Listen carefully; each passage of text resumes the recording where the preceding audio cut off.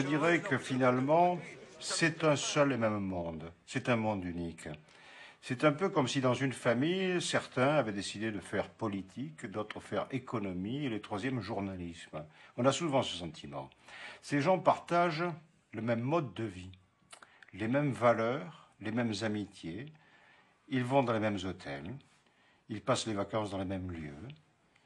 C'est une famille, réellement. Il y a des mélanges de genres possibles, mais il faut faire attention.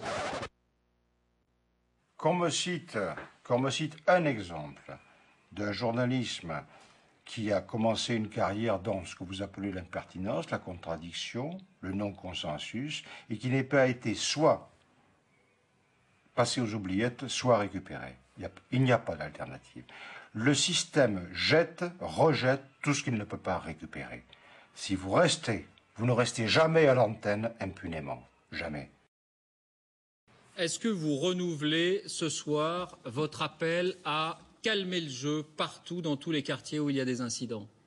Est-ce qu'on admet que, à l'illégitimité de l'exploitation, du mépris que l'on impose à ces gens, peut correspondre la légitimité de la violence qui existe, qui doit exister, qui peut exister en tout cas dans la révolte? Tout est là.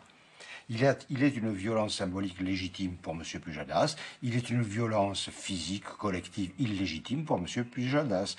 La ligne de partage se fait selon des intérêts, excusez-moi de l'archaïsme du mot, des intérêts de classe. Le prochain coup, il va falloir qu'elle tape fort une fois de plus en plus fort. Les journalistes, pour la très grande majorité, au-delà de la majorité, pour eux, les classes populaires, c'est une réserve d'Indiens. Ils ne les connaissent pas. Ils ne viennent pas de ces milieux. Ils n'en connaissent pas les codes, ils n'en connaissent pas les préoccupations, ils n'en connaissent pas les conditions de vie, ils n'en connaissent pas la culture, ils n'en connaissent pas les traditions. Dès l'instant où ces gens sortent de leur rôle, qui est d'être dans un fond de panneaux de paysage, d'être des gens pittoresques, d'être des gens identifiables à des poncifs idéologiques, dès l'instant où ils sortent de là, où ils ne sont plus des Indiens dans leur réserve, alors ils deviennent dangereux.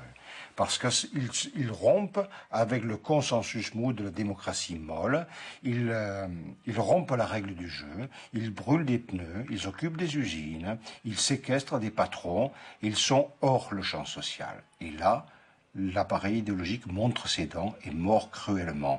Et ce qui est moquerie de classe devient, à certains égards, exclusion, voire haine de classe.